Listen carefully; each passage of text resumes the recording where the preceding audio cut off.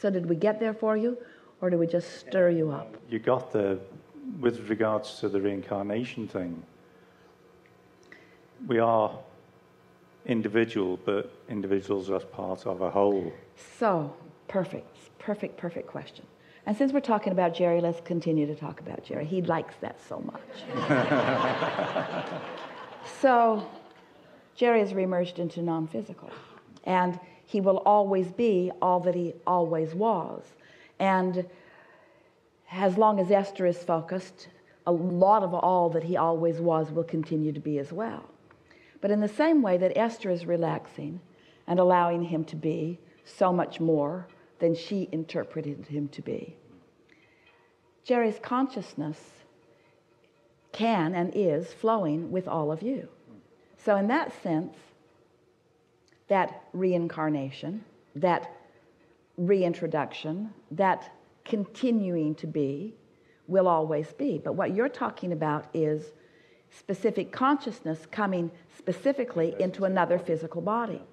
So we want to ask you, from what you've just heard from us and from how that all felt to you, does it feel to you like the singularity, wrong word, but closest we can come in this context, that the singularity of Jerry will pointedly reemerge into another incarnation?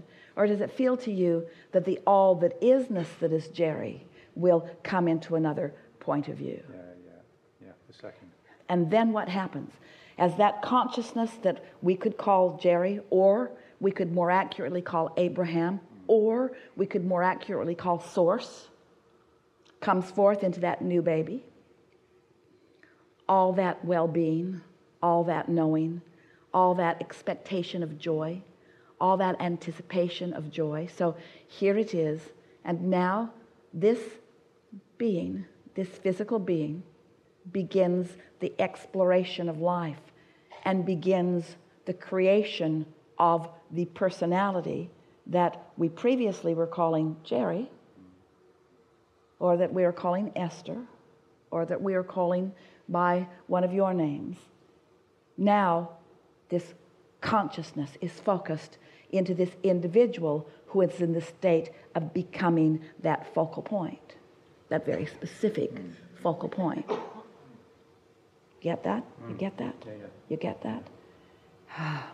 This eternal evolution, this eternal expanding. So, at what point do you jump in? In other words, right now, can you conceive, can you accept, can you focus, can you know, can you understand right now everything that Abraham is right now? Of course not. Of course you cannot. Can you understand everything that Jerry is right now? Of course you cannot. Can you understand everything that Jerry even ever was? Can you understand even what anybody sitting next to you really is perceiving in any moment in time? In other words, give that up. That's really what we want you to give up. We want you to give up trying to be in a point of consciousness other than what you are being, other than what you have the ability to perceive, and just feel your way into the greatest enlightenment, which means the greatest pleasure, the greatest ease, the greatest flow, the greatest clarity, the greatest vitality, the greatest eagerness, the greatest love. Now. Just let all that you can be right here and now. No longer pinch it off with petty reasons as you misunderstand who you really are, you see. And when you're not trying to prove worthiness, in other words, can you see how, if you're not trying to measure yourself by standards with others, how easy it is just to perceive in this moment? If you're not trying to get somebody else's attention and get them to see you in some certain light, can you see how easy that is? Don't you just want to be happy, and don't you just want everybody else to be happy too? And do we really need to define everything? Well, maybe we do. You're sort of nosy that way. Or can we just joyously cohabitate together and collaborate together and co-create together and be joyful together? See? Do you really need to understand the biology of your body? If you looked into the petri dishes, first of all, it would be disgusting. But if you looked into the microscopes, if you looked into the inner workings of that which you are, is that really the framework with which you wish to perceive yourself? New friend, hello, this is Bill. Bill, please spit into this petri dish. I want to know who you really are. You don't do that because that's not the way you want to perceive. And nor do you, I want to look into your soul. I want to know your past lives. I want to know your purpose for being. Really? Don't just want to hear the funny joke that Bill might offer you right now? Don't you really want to just focus here in this time-space reality and give and receive pleasure and consciousness and benefit? You are uplifters. You want to be uplifted and you want to uplift. You want to explore this time-space reality, but you didn't come to fix stuff. Nothing's broken.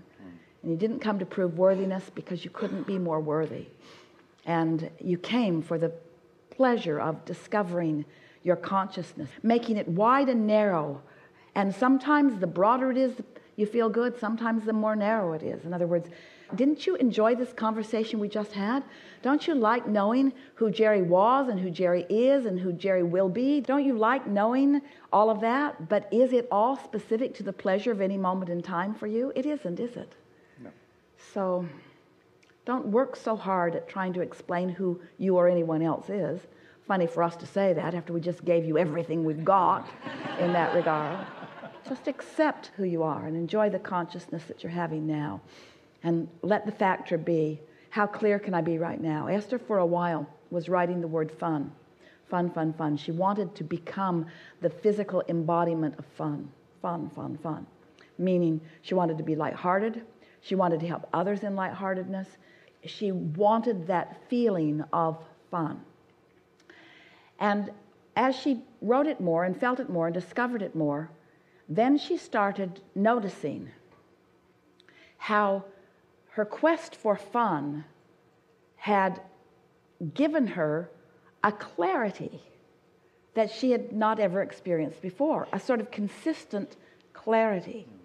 And then she began feeling in the range of that emotion the difference between clarity and confusion. And, oh, how good clarity feels. She began noticing that she was clear about what to do. And she began noticing that in that clarity, she must be in sync with someone, something, someones who know more. Because she began noticing her timing was better. Things unfolded more easily. Conversations were more interesting. Everything got better. It's like all the stumbling blocks in life began to disappear. And even under what formerly would have been seen as very adverse conditions, clarity was still dominantly her experience. Really, it's interesting to her even to realize that after all of these years of conversation with us and all of the books that she has received and read over and over again and all of the recordings, it was so interesting to her to realize that in her simple looking for fun, that she found clarity, and that in her discovery of clarity, she found infinite intelligence present with her in every moment. Who knew? Well, we did. We knew. We knew. But Esther sort of had to come through the back door of fun in order to find us.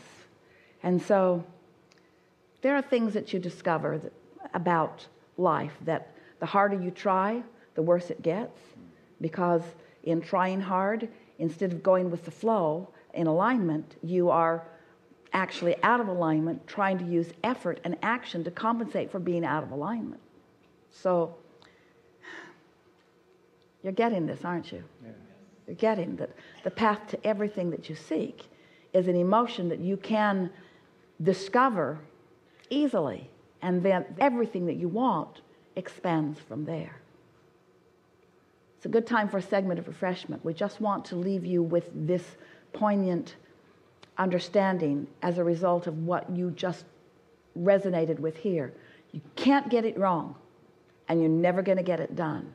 And it really is all for the joyous, joyous expansion of it.